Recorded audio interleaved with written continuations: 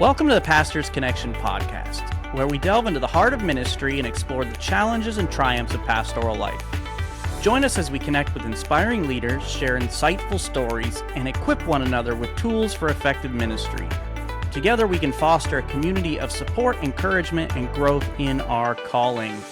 I am your host, Thomas Osterkamp, and I lead Beachside Community Church here in Palm Coast, Florida, along with helping lead the Pastor's Connection Network. On today's episode, I forgot what order I'm doing things in here. So today's episode is brought to you by Family Meeting. Family Meeting exists to help you have the meaningful relationships that you desire in your marriage and family. Along with the podcast, Thomas and Lysandra offer books, devotionals, as well as speaking at marriage retreats and conferences, providing real practical help for families. Contact them at info@familymeeting.org to help the marriages and families in your church grow stronger today. Today's episode, we have David Beatty here with us. He is the pastor of Calvary Baptist Church in New Braunfels, Texas. How did I do with that? You said it correctly, New Braunfels. Yeah. Oh, awesome. Glad to have you on the show today. Thanks for joining us. Yeah, thanks, Thomas, for having me. And today we're going to be talking about bivocational ministry. Be a great conversation to have. I was chatting with David just a little bit before we got started, and this is I find myself here in bivocational ministry, not something I saw myself doing 5 years ago, but it's been a good transition for us, and we'll share more about that as we get into the full conversation today. David, before we do that, I'd like to have our guests just kind of share a little bit about their family and family life with us, just so people can get a kind of a personal idea of who you are. Yeah, absolutely. So I've been married for 22 years to my lovely wife, Jay. We met in college, and she was from Illinois. She knew I was a Texan, and she wanted to become a Texan. So she found a Texan and married one. And we've been living in Texas now for the past 22 years. We have two kids. My son, Davey, is just turned 19 last week, and he's attending Liberty University studying aviation. And my daughter, Cool. Emily, is 15. She attends our Christian school at our church, and she's only a couple more years, and she's going to be out of the house too. So I'm at this point now where I'm starting to look into the future, where there's no one but me and my wife and our dogs at the house, and it's going to be a change of seasons. And certainly, like, for the past 10 years, just raising kids and pastoring, we've been having to manage those seasons, together. So it's been an interesting road. Yeah, and we're kind of in the same situation where, my oldest is going to be 20 soon. My youngest is a couple weeks from 15. So we're beginning that process of emptying the nest as well. And as much as I've thought about it and talk about it, we have a podcast and all about family and all this stuff. Like, nothing has prepared me for the saying goodbye to our kids and leaving the house. So how have you guys made that transition with your son at Liberty? Yeah, so he's 23 hours away from us, and I know that because we drove straight through to drop him off at college, a month ago. Jeez. Yeah, I think for me, it's been good because I love to see my son step up. And one thing that I've noticed is that, and I'm not sure if it's with boys or girls just yet, but I know with my son, he's in the house, maybe a bit more compliant, a bit more not taking the lead. But what I've loved seeing is just the way he's taking control of things as he's away. And I think for some kids, they just have to get pushed out, and it's not a pushing out where they just fall like crazy. They're ready for it. They're ready for the independence. They're ready for the challenge. And he's really stepped up to it. So I'm pretty proud of him. I know for mom, it's a little different. She wants her baby boy around. I want him around to mow the lawn, but that's about it. But I think that's been the biggest transition for us. Now, when we lose our second one, when our second one goes off to college, it's definitely going to be a completely different paradigm for both of us. Yeah. I don't know what it's like with the boys, but I know we just took our second born up to college. She's just up in St. Augustine, literally 45 minutes away. I drove up, and my wife and I drove up yesterday. I had lunch with her yesterday. So glad she's not 23 hours away, but still there's something about them not being under dad's watch at night when they come home. So it's a challenging thing. So Appreciate you sharing a little bit about your family with us and kind of what you guys are going through in that stage of life. I know you've been pastoring for a long time. Can you kind of share, for those who don't know you, give you a little background about what your church experience and everything's like? Yeah, sure. So I pastor Calvary Baptist Church in New Braunfels, Texas, which is a town just north of San Antonio. It's a growing community. I've been in this church since 1993, since I was a teenager. My dad Wow. took the church over at that time, and I was, I think, 14 or 15 years old, and kind of grew up in Calvary and left, went to college, and came back. My dad pastored for 20 years, and over that time, I got to see the exciting parts. I got to see the not exciting parts of church ministry. Yeah. And when I went off to college, my goal was to become a second man to my dad. I didn't have any aspirations to pastor. I didn't have any aspirations for anything bigger than just to be a help to him, because I could see that he needed help. Yeah. So I went off to college and got got a degree in ministry. And the reason I got a degree in ministry wasn't so that I could get into ministry, but because I wanted to be prepared for life, and I wanted to have the skills and the understanding of the Bible that I felt would touch every aspect of my life. I know that sounds very heady, but that's where I was at that time. Came back and helped my dad. Ran sound, youth group, tried to make things, update technology at the church, and that sort of stuff. Anytime I was asked to preach, and normally it was on a Sunday night or a Wednesday night, it was always a very nerve-wracking thing, because I'm not a public speaker. I'm not great at preparing for things and presenting things, and so it was always a big struggle for me. But it was one of those things, Thomas, where it was such a gnawing part of my life that I wanted to do better at it. So even though I felt like I wasn't doing well, I wanted to do better at it. So I helped my dad, did everything that I could to be that second man. And in 2012, he was diagnosed with cancer. 2014, he passed away. And that was a very difficult time, of course, for our family. And certainly those 2 years of watching him go through all the treatments. And it was a very difficult time for our church as well. Yeah. So at 2014, the church, opened up its doors, created a pastoral pastoral search committee, and began looking for the next pastor. And we went through several different interviews. I think that for our church, it was a small church of only maybe 60 or 70 folks, and couldn't really afford to pay a pastor what the going rate for a pastor.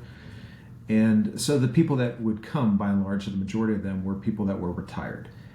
Okay. And our church looked at the community, considered these good men, and the age of the church as well, and thought, we probably need someone younger in the church to pastor, to help lead the church in a new and vital, growing way.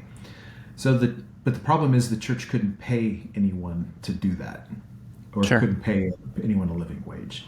So they asked me if I would step in the interim, a known quantity, help the church stay together, and help get the church through this season.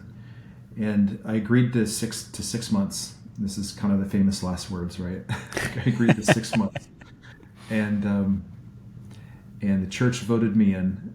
And I made one mistake. I didn't inform my wife of the length of time. She thought it was going to be 12 months, 6 months. Certainly not 12 years. Yeah. But the church voted me in, and then began the trial of pastoring and working through life at the same time began. Mm-hmm. And I think one of the most difficult parts just right out of the gate is we had Sunday school, Sunday morning, Sunday night, and Wednesday night. So 4 services, and I had to speak at every one of those services. And before it was, it took me a month, right, to come up with one message, and now I'm having to come up with 4 in every week. And they had to be interesting. Like I could go to executableoutlines.com and pull an outline down, right? Sure. That would be just like teaching. I wanted to like actually help the church. And so I at that time I was working in Austin, which is an hour drive. I drive an hour to work in the morning, an hour home. And I would do my best to try to balance, my job, travel time, and preparing 4 messages every week with just the raising of a young family and trying to live a normal life. And that was kind of difficult at first.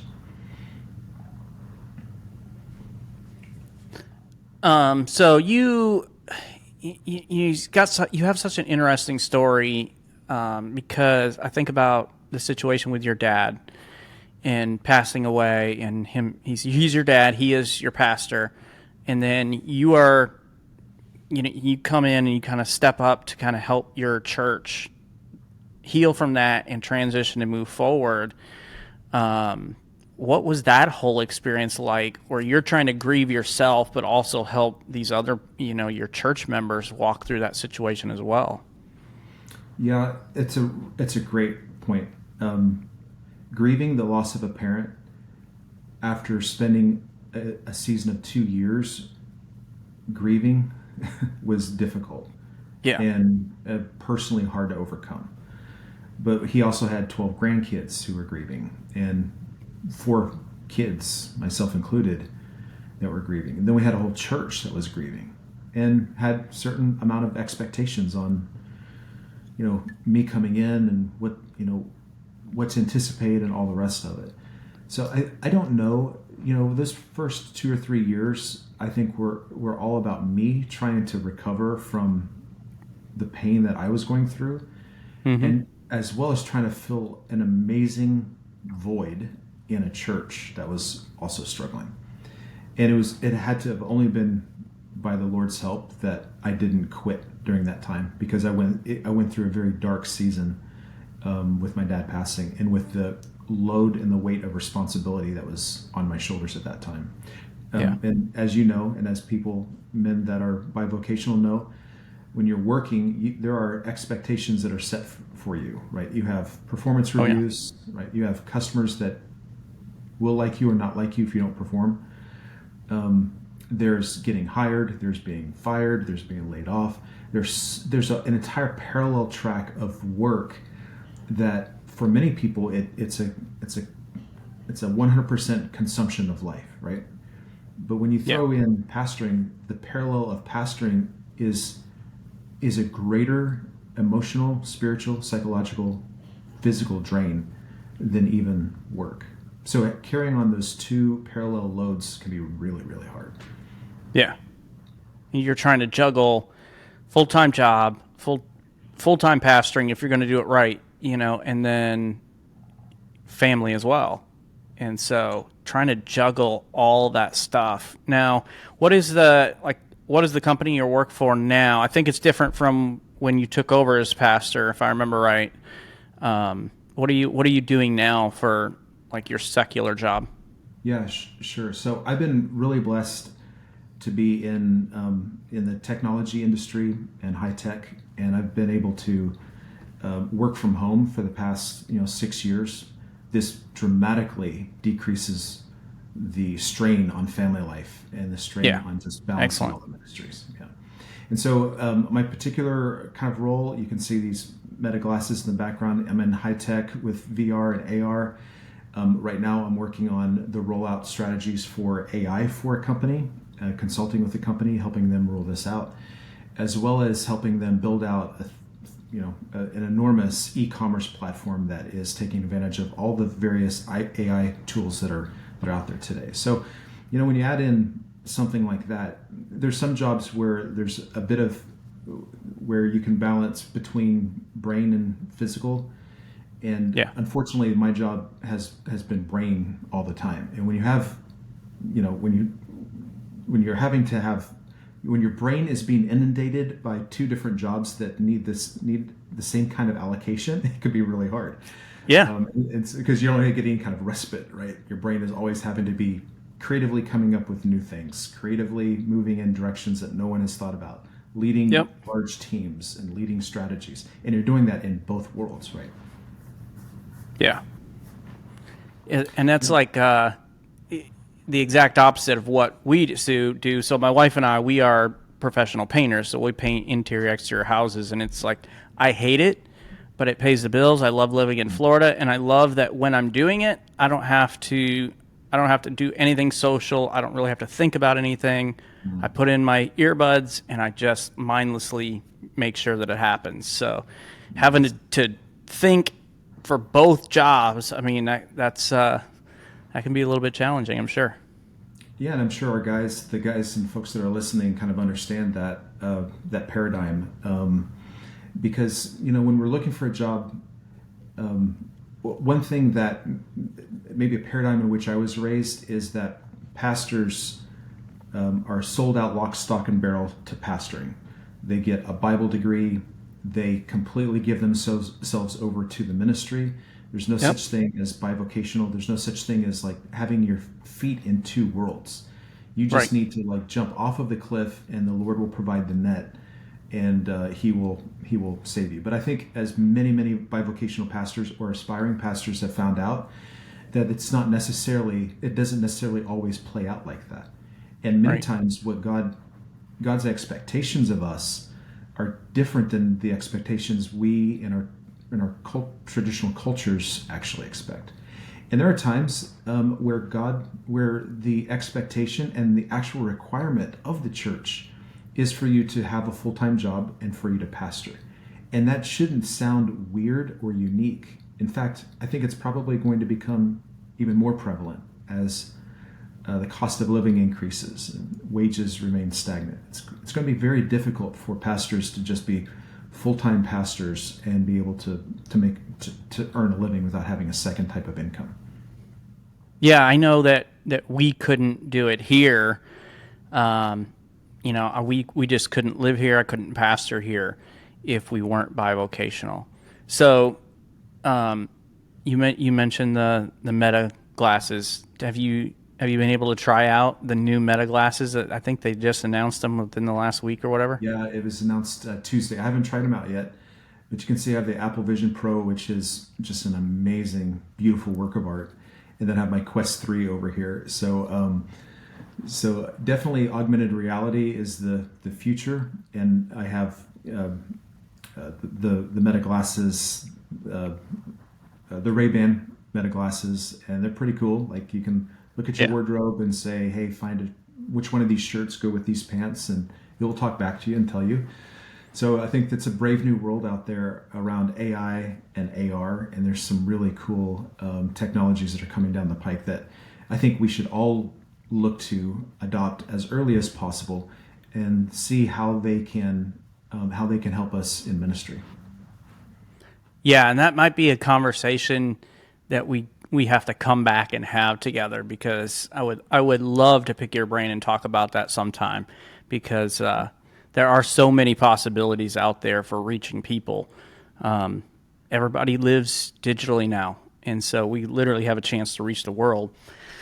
But I won't sidetrack us completely from the conversation we're having today. But I'm kind of curious, just going back, because it seems like the entire time, like you have been bivocational the entire time. Is that kind of how you were just felt like that was the way to be? You felt called to that, or that has just kind of been the path that God has had you walk from the beginning? Yeah, so it started out of necessity, and then as the church grew, it could afford to pay me a living wage. And so there was this junction point where I had to decide, am I going to be full-time pastoring, or am I going to continue in this paradigm? If I continue in this paradigm, what are the risks and what are the downsides to that? And am I willing to accept those downsides? So I think that first off, I'm called to Calvary Baptist Church. I'm not called to pastor, if that makes sense. Like if Calvary Baptist Church didn't want me around anymore, I wouldn't be pastoring. I would be working full time. I'd serve in the church. I'd do all of those things, but I wouldn't be pastoring. So my calling, if you call it that, is to a particular community and to a particular church. And within this church, the church identified one person who's the Lord's hand is on them and whatever, and chose them to be the pastor of that church. So that reached this point where I did it out of necessity, and then the church could afford to pay me full time. And here was my decision point, is that the church had me. They had me 100% already. If I were not to be working, they wouldn't be able to notice any difference day to day on my time, my availability, and all the rest of it.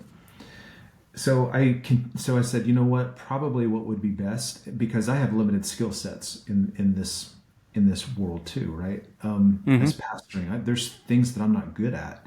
There are things that would be could hold the church back, that just are not my, not in my skill sets. Sure. So with the deacons' encouragement, we hired a full-time executive pastor. An executive pastor is responsible for handling the day-to-day operations of the church, and I handle the leadership, strategy, function, preaching of the church.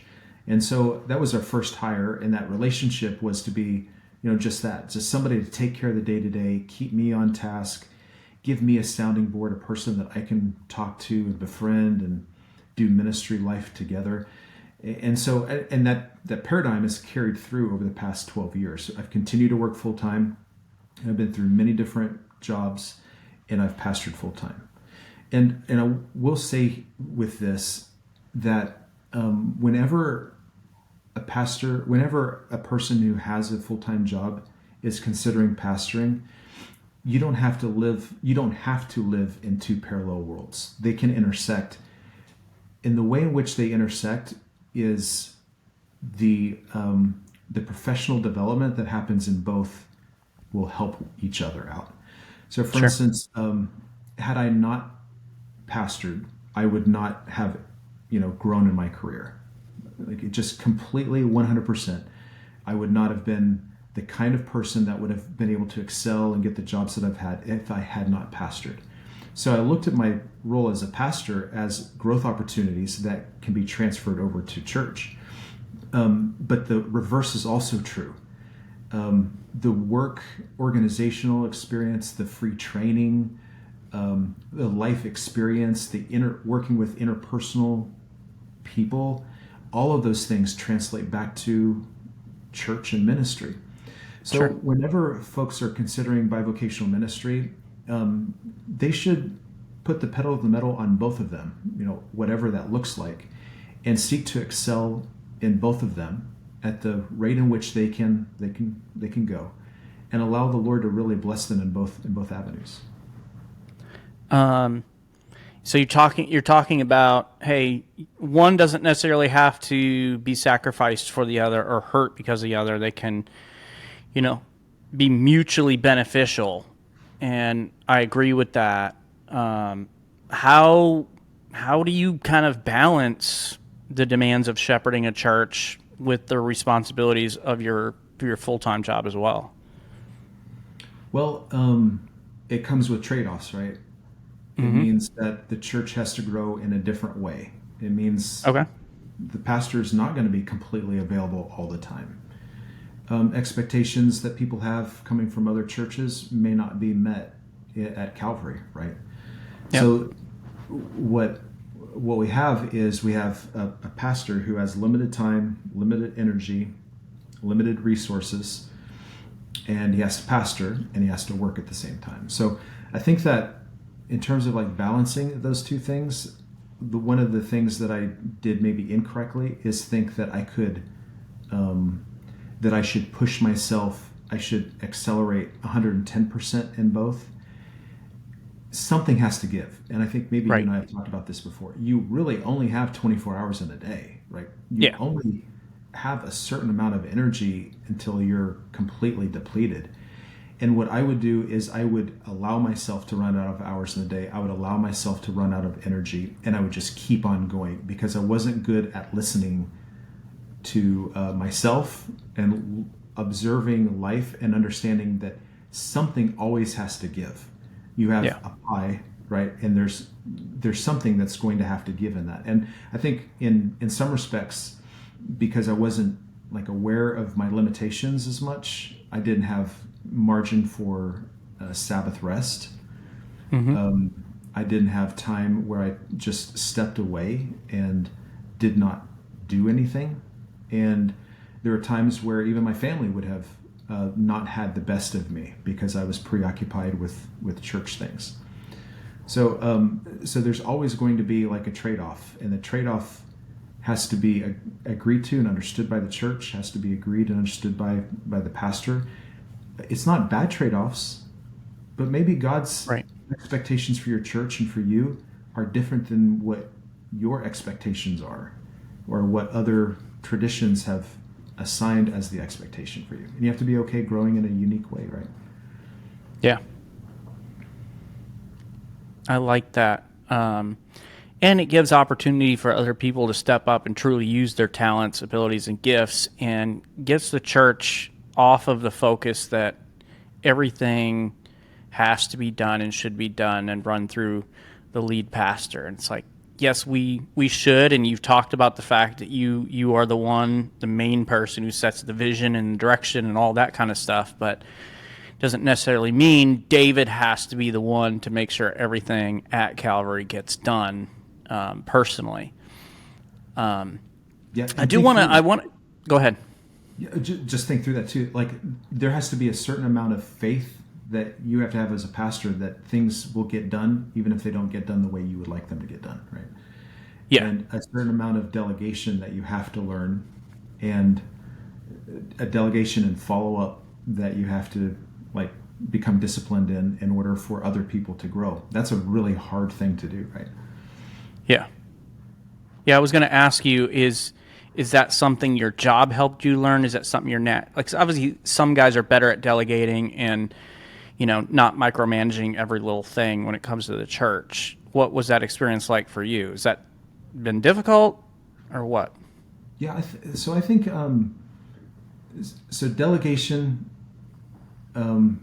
is on the same kind of spectrum, or maybe the X and Y axis of fear and tolerance of failure.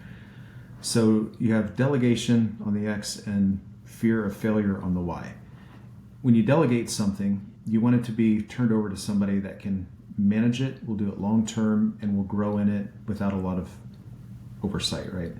Yeah. And whenever the dot moves into the fear level, because the delegation aspect doesn't seem to be working out, then I have a tendency to take the work back on, right? Or to not continue to push a person because it's just not their skill set. The difference between a job and volunteers is that a job, people are getting paid for it. And volunteers, if you press too hard, they may break, they may not like it, they may get discouraged. And so there's always this balance, right? So I want to delegate. I want to delegate more things. But delegation comes with a higher risk of failure and and not getting what needs to be done accomplished. And I think that's probably a struggle that every pastor has, right? Yeah. So we have a lot of different types of ministries, pastors who are listening, different size churches and all that.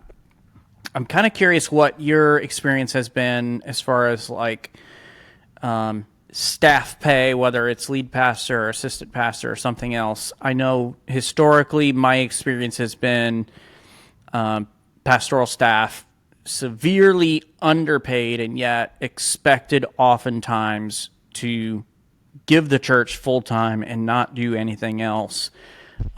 What's your experience? What advice would you have maybe for a full-time pastor who's listening, who does have the oversight to dictate, whether his people that he's working for can and should work a full-time job and compared to pay and all that? What are your kind of thoughts and recommendations about that? That's a really good question. So my dad was in full-time ministry, and we saw the low pay, right? In fact, my dad was a principal of a small ACE school. He was paid $150 a week. In the wintertime, the pastor would give us wood and scraps from the church that we could use to put in the fireplace to burn and stay warm. My dad and mom never complained, and we were always okay with that. But I have seen that that churches tend to not pay very well. And I'm actually really, really surprised that there are many very large ministries out there today that continue to pay ministry workers lower than what I would expect them to get paid. Yeah. So from like a pastor's perspective, and the folks that we have on staff here, I want to pay them like a professional. So they should be paid in a way that they can take care of their family. And one rule of thumb that everyone's aware of is like, what is the average household salary within your community, and how does that bounce off of the average household salary within your church, and allow that to be the distinguishing or the first factor in determining what the wage should be. But we have tried to always go above and beyond that and pay our staff the way a professional would be paid in an industry like this. So I have always tried to value staff way more than maybe some other ministries are doing that. In terms of like, so I've never had a staff member who is also bivocational, which now that you say it is kind of odd. That's interesting. Yeah, it's actually very odd.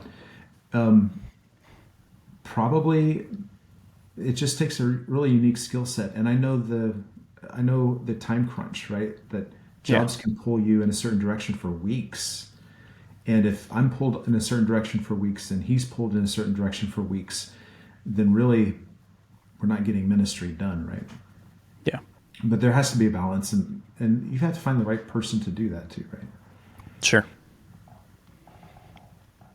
And that's the thing too, is you got to figure out what works well for your church in reaching your community. And if your church can pay somebody a good livable wage where, hey, they don't have to think about, getting another job, and they can fully focus. And of course, you being bivocational, then they can, you can further delegate and help the church in that way.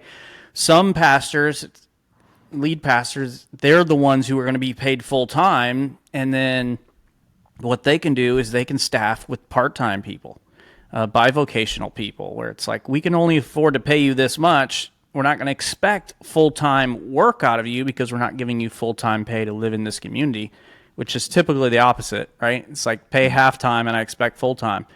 Yeah. But then those people who are working for you bivocationally, that opens up a lot of different doors and windows. And so I would encourage pastors to think about it like, you don't necessarily have to wait until you can afford full-time pay to live in your community to hire somebody on.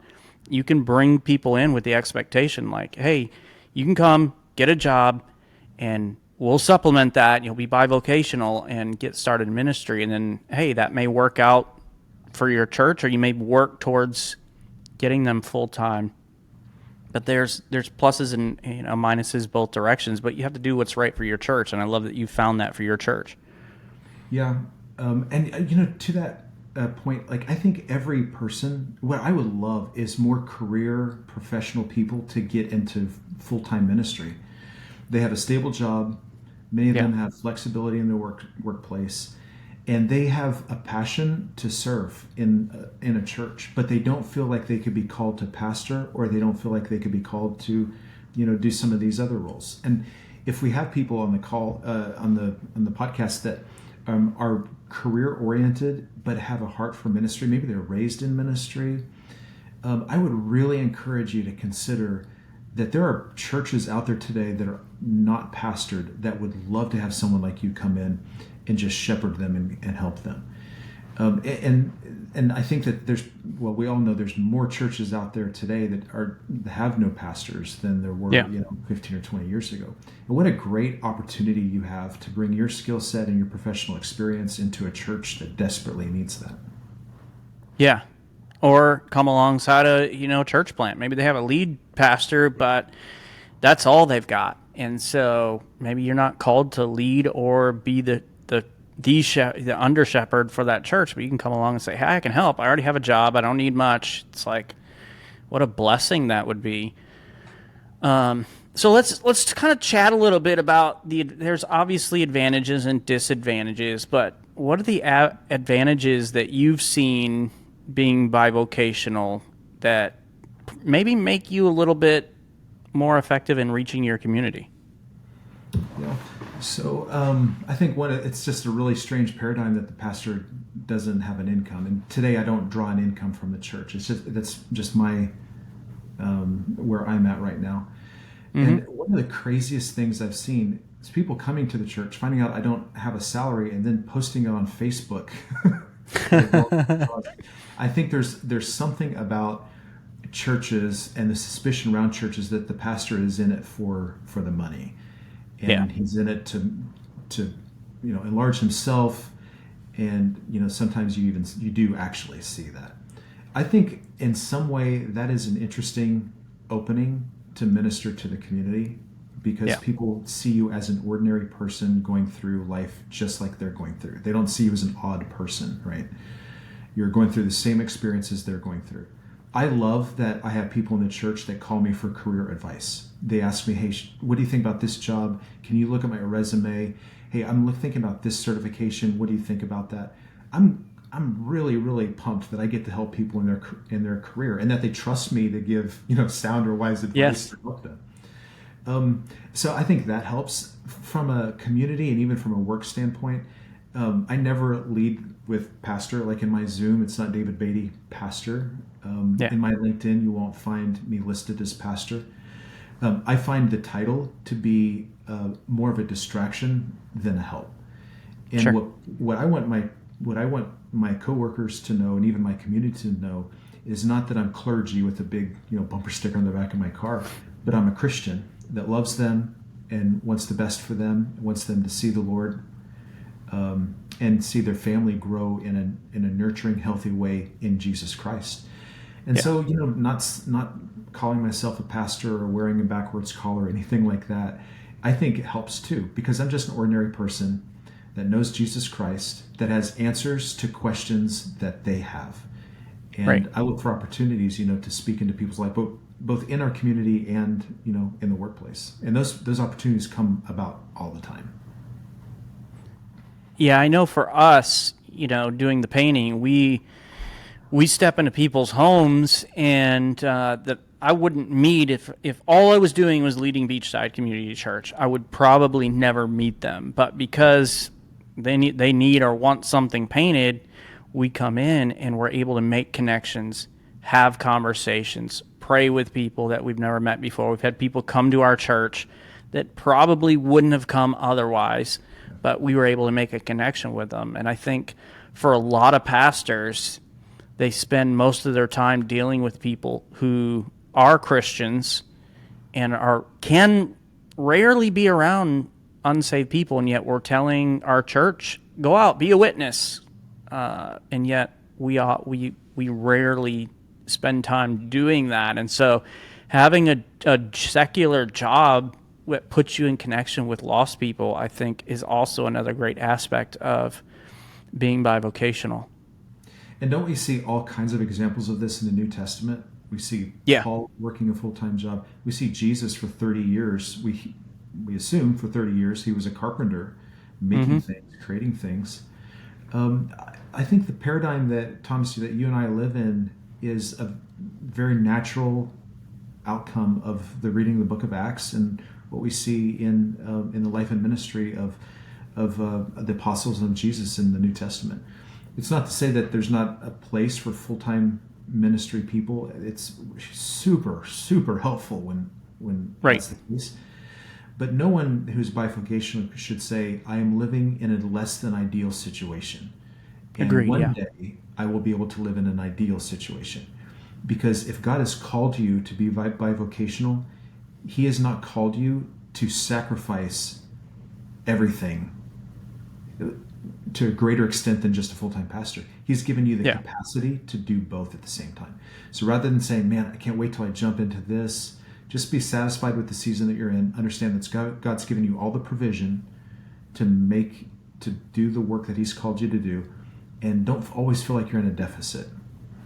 Yeah, that is a great point. I know that earlier you touched on this idea that the expectations of your people to have full access to their pastor all the time, whether they're coming in from another church or whatever else. I know there's a lot of pastors that struggle with guilt about not being fully available to their church. How can you encourage them, in that tension? Yeah, so unmet expectations is the hardest thing for a pastor because, we're people pleasers. We leave the pulpit feeling like sometimes that we let people down, or this counseling session feeling like we didn't pour enough into them. And we can desperately want everybody's approval. And it thinks it can be a natural thing that we have to try to curtail. And there are people that have come to our church. There have been people that have been on staff at our church that I could not meet their expectations of what they thought a pastor should be. I was traveling, I was unavailable, and sometimes that can give space for the devil. Oh, the pastor is more concerned about his job than the church, or he never called me back, or I never heard from him. And that can weigh incredibly heavy on you. I would just say to recognize that those are more satanic attacks and people working in the flesh than it is the Lord leading you to do one thing or another. And one thing that I am slowly growing into is understanding that I cannot help everybody, and this church is not for everybody. And as much as I want it to be for everyone, it's not. But I can say safely that this is what God has called me to. And God has called me to have to take these business trips. God has called me to have 10 meetings on the calendar and not be able to get back with someone for 2 days. God's called me to do that. And I have to say, Lord, the results are up to you. I'm going to be faithful with what I have in the bandwidth in which you've given me. And as I've been getting older, I may not look old, but as I've been getting older, I have been bumping up against my limits, like emotional, like mental, like I just sometimes exhausted. And rather than trying to get back on the computer, or rather than trying to work on a message, I just stop and rest, and I say, Lord, like I'm at my capacity and it's up to you. And I think if I could just add one more thought on this. Yeah. This, I think, maybe came from Carrie Schmidt, pastor in Connecticut, great author, many different books that are great, biblical, wise, sound advice. The Lord has given us a Sabbath to remind us that that the outcome and the reward is not based off of what we can actually get done. We need 1 day a week to say, hands off all the tools, and Lord, if it sinks or swims, it's not me, it's you. And it's been a reminder to me that Sabbath rest, while many times it's hard for pastors and definitely bivocational pastors to find it, it's a reminder that there is a limit and God wants you to stay within your limits, and He's going to demonstrate His power in the void where you don't have control over, if that makes sense. Totally. And it is a great reminder. You talk about, the limits that we all have. It's just a great reminder that Jesus promised and said, it's my church, I'm going to build it, and nothing's going to be able to stop it. And I think a lot of times as pastors, we take on this weight and this responsibility that really isn't ours to bear. You talk about, having that rest and how important that is. What does that rest time look for you? Is it a weekly thing? Do you have monthly things set aside?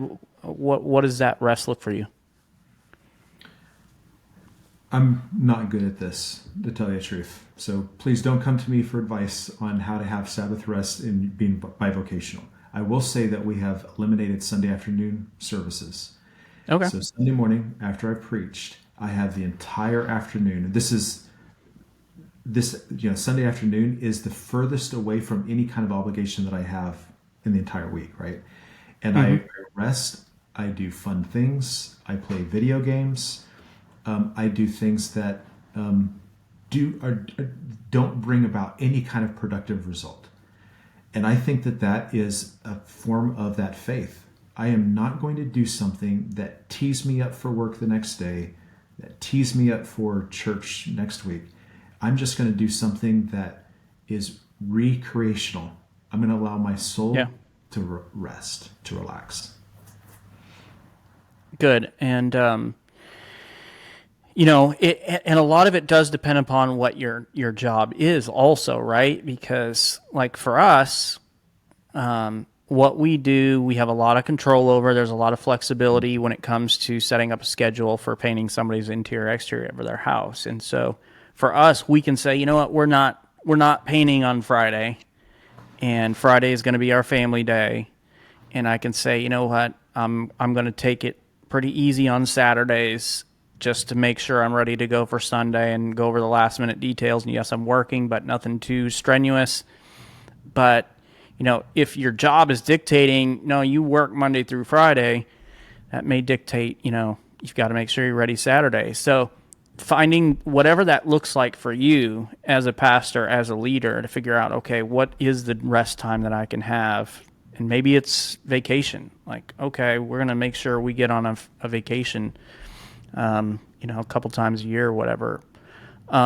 Besides rest, what are some other spiritual disciplines or habits that have been most essential to keep your soul healthy while you're juggling both of these roles? A habit is actually allowing others to pour into me through podcasts. Podcasts take time. And sometimes you don't want to hear, a preacher that's just great at preaching, because you listen to him. It's like, oh man, my people, I suck. Like my people want to hear this guy, Yeah. So sometimes there's the comparison, but ultimately I think, what the discipline, and this is just me personally, I don't even know if it's a spiritual discipline or not, but it is actually allowing someone to pour into me through podcasts, YouTube videos, and sometimes through books or Audible. It is soul refreshing. I know that I've taken up listening to Alexander Scorby reading the Bible, because I used to listen to him read the Bible when I was a kid, and it's relaxing, and it's nourishing, and it's soul enriching. So I think from a spiritual habit perspective is I can't become the Dead Sea. I can't be the container for all the things that need to get done. I have to allow someone to pour into me. And the best way to do that is to be proactive and to build habits around allowing people to do that. And by the way, that also applies professionally, right? You need to sharpen the axe. You need to sharpen the axe so that you're not having to chop as hard to chop down the tree. Yeah, and that's one of the things that I do as well. Is like when I'm painting, I'll be listening to podcasts, and when I'm also the chaplain for our county fire organization, Flagler County Fire Rescue, and so Tuesdays I've set aside to drive around to all 11 of our stations and visit and check in with our 121 firefighter EMTs. But so it's a lot of driving. So I'll have an audiobook on while I'm driving around and just trying to use that time that I have to kind of feed myself spiritually as well. So I love that. Just recommendations. What are a couple of your favorite podcasts that you're listening that you feel like have been helpful to you? So I'm definitely an avid consumer of Carrie Schmidt. I appreciate the man. I look up to him, and I feel like he's a kindred soul. He says things in a way that really resonates with me. He's one. Skip Heising, pastoring in Arizona, is a man that is great at expositing scripture and definitely an encouragement. And then some of the old school guys. I think of like Erwin Lutzer and Love Worth Finding, the pastor who passed away in Tennessee. Just men that are not necessarily, today famous or know how to be rock stars on the stage, but men that were just faithful at expositing Scripture and just communicating it out. That's great. And a couple of those names, like I've never listened to, and so that's one of the reasons I love having conversations like this. It's like, oh, what are you listening to? What have you found helpful, so that I can have an opportunity to, expand, who it is that I'm listening in, get different ideas and different perspectives. And that's the goal of this podcast as well, is to be one of those helpful resources that encourage, that inspire, that sometimes challenge people. Younger pastors who might be considering, maybe church planners, they're considering bivocational ministry. What's the advice you'd give them as they kind of move forward into this? What are some things I should have known or thought about 4 years ago when we moved to Palm Coast to lead this church plant? I think number one, faithful as he who calleth you also will do it. Rest in the assurance that what God has called you to do, he will perform it through you. The book Stop Trying is a great example of this. We don't have to work harder and faster in order to be successful in ministry. In fact, I just saw a tweet the other day from a gentleman who said, if you're not soul winning all this time and you're not doing all of these things, and it was very much sound like what a salesperson has to put on their shoulders. You got to be knocking the doors. You got to be selling it. You got to be making it happen. That to me is exhausting. And I've been there. It is exhausting. Like that's my background. So and it's not fulfilling. It will not get you to where you want to be, especially if you are bivocational, because you're going to hit the wall much quicker than others would. So just rest in knowing that God has called you to this ministry with this paradigm, and just rest that God's going to see it happen. I think number two is challenge your own expectations. I think all of us want to see thriving, growing churches. We want to build buildings. We want people to be smiling and happy. We want to feel like we just get a lot of satisfaction from that, because it feels like we're doing something well, right? Yeah. But reset those expectations and realize that maybe that's not the path that God has for you. That maybe the path is for you to not have a church of 2,000 people. Maybe it's to be a pastor of 100. And if you hear that and you feel discouraged by that, it's an indication that perhaps your expectations could be different than what the Lord's expectations are. I was reading the early churches, like the Church of Ephesus, they said maybe had 50 or 60 members. So if you're around 50 or 60, I think you should feel pretty good about that, right? Which is the average church size today, I think, in America is somewhere around 50 or 60 now. You're right. So we all have ambitions. Try to check those at the door. Say, Lord, not my will, but your will. Allow me to be happy with whatever you give me. But on the flip side of that, Lord, allow me to use wisdom and knowledge to be the best version of myself for my people and for our church. If you pastor a church of people that have been there and have listened to sermons for 50 years, don't go to the table thinking I'm going to just preach what they've always heard. Go to the table saying, I'm going to figure out a way to make this different than what they've heard before. Like, hone your craft, become better, use wise principles, and God will bless those. The book of Proverbs illustrates these things, right? So it's not like, oh, God, you're in control, so I get to be laissez-faire about it. No, I still need to develop. And I think maybe the last thing is to accelerate in your career. Look for opportunities to get certifications, to become good at your job. Because if you're good at your job, you may eventually be able to make more money, which will take financial burdens off of your shoulders. And making more money will allow you to tithe to your church, and it's going to benefit your church. And it's going to give you more opportunities to be a witness. It's going to give you more opportunities to cross-pollinate new skills and abilities. So try to excel at your career. Don't look at it as just like, I got to do this, but be the best person you could possibly be in your career. Yeah, and such solid advice. I know when it comes to like the speaking and the communicating of the word. One of the great things about being bivocational is you're around people in the community all the time. And so you get an idea of how people are living their life, what they're going through.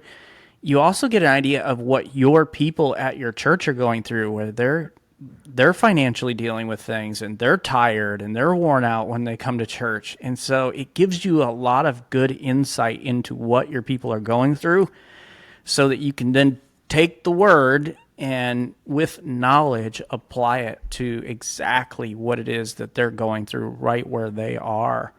And that's been one of the great advantages about being bivocational, is just giving me a greater understanding of what my people are going through. So I like that. To be able to say, you know what, I've had a really busy week at my job, or I just got through a performance review at my job. Well, I don't want to say credibility, but it's a connection that everybody experiences, and they know that you're going through very similar things that they're going through. I mean, that's a great thing. Like, oh, pastor, that's right, he has to go through the same stuff I'm going through. I think that's great. Yeah. So you don't have to hide, right? Let people know. Exactly. Yeah, when I tell people, it's like, hey, we just spent 12 hours for the last 2 days. So we put in 24 hours in 2 days painting this house. Like, I'm wore out. Like, I don't have a lot to give right now. And so sitting around, our men's group that meets at my house, and I can just say, you know what, guys, I'm tired, and you may not get the best version of me right now, but I'm here, and we're going to have a conversation about this. But just being that open and that real, and understanding that, hey, they're coming straight from work also, and they're tired, and they're wore out, and they're hungry. One last thing I was thinking about, juggling a lot. We touched a little bit on family. But how do you feel like your connection with your wife has been through this whole process? What are some things that maybe you've learned about marriage and family that you say could be helpful for guys to consider while they're trying to juggle those three major things at once? Secular job, ministry, family. Yeah, so unfortunately what normally gives is family and your relationship with your wife and time with your wife. And she's a workhorse, I'm a workhorse, and we work together in ministry. And nice.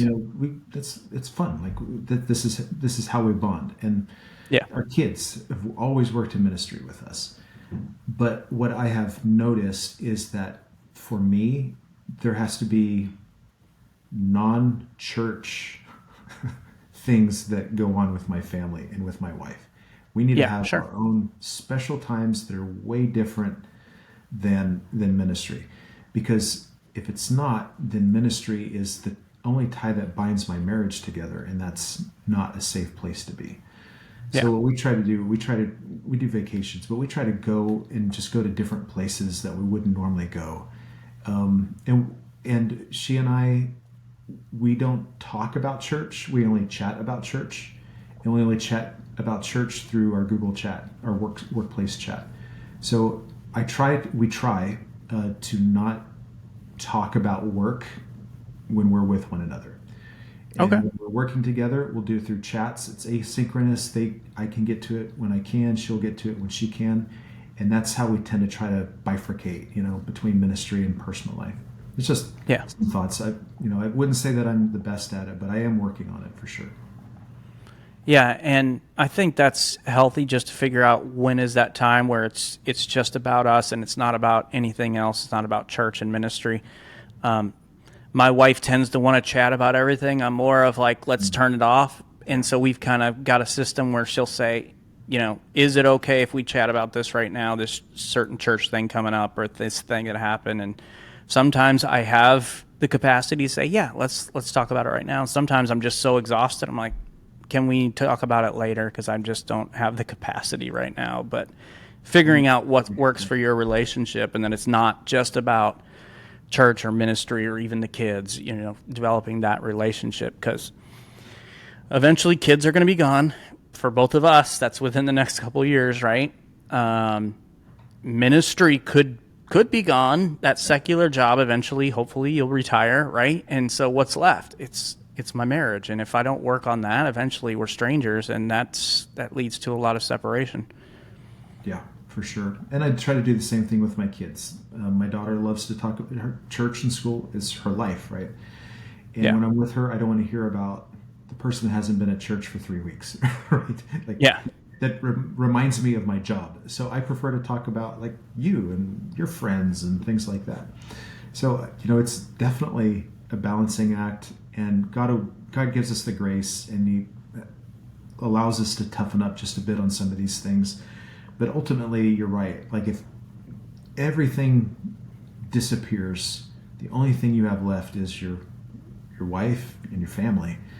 And if you've shunned them or compartmentalized them as a subcategory in ministry, then there's going to be a lot missing when everything disappears. Yeah. And you mentioned this earlier, and I think it's such a wise thing to remember that we all only have 24 hours.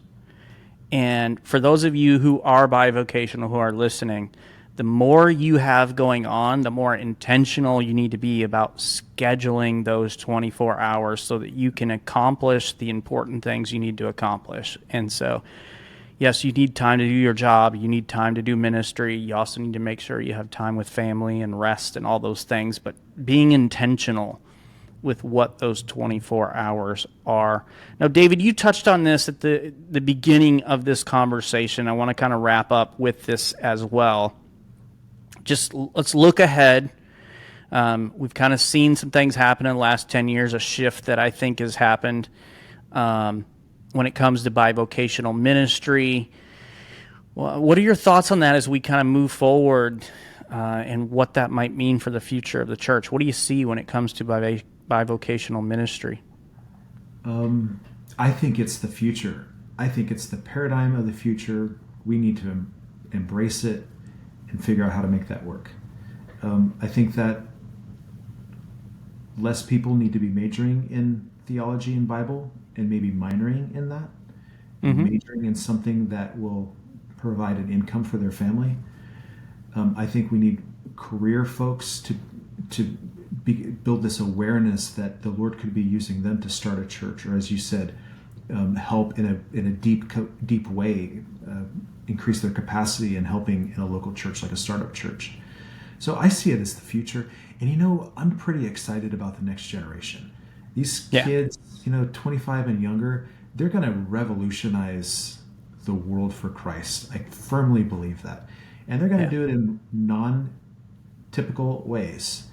And hopefully we've been a little bit of the intermediate generation where we've allowed them to not be stuck into a tradition and allowed them to be free to follow Christ in His Word in ways that are unique and different. So I'm excited to see what the Lord does over the next few years. I'm excited to see these young, passionate Christians who are going to jump into small churches and just thrive as they build a career. I think it's all going to happen. I think it's going to bring about a great revival in church in America today through the local church. So I'm actually pretty pumped about it. Bivocational ministry always sounds like third wheel redhead stepchild, right? No, I think you can do both and be super happy that you're doing both and not be burned out. I think the biggest thing is we have to switch the model in our heads from what used to be to what is today. Accept the constraints that God has placed in our life and just serve Him out of our overflow. Happy, joyful, excited. And I think the Lord will bless as a result. Yeah, I agree, and I share that excitement about the future of the church and this generation coming up.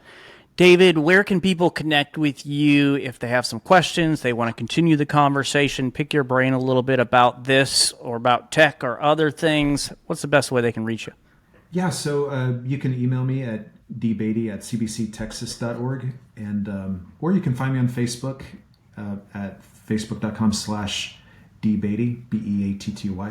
I'd love to be able to connect with other pastors that are maybe trying to work through this, or people that are considering making this transition into bivocational ministry. And this is my heart and soul, and I'm happy to help anyone in any way I can possibly do. You can reach us here at the Pastors Connection Network by going to pastorsconnectionnetwork.com or finding us on Facebook at Pastors Connection Network. David, thank you so much for sharing your time, your energy with us. The older I get and the more things I've got going on, the more I appreciate and value somebody who spends their time with me. And so thank you very much. I appreciate it, Thomas. Thanks for the time. Thank you for joining us on the Pastors Connection podcast. May you be inspired and equipped to lead with grace and purpose until we meet again.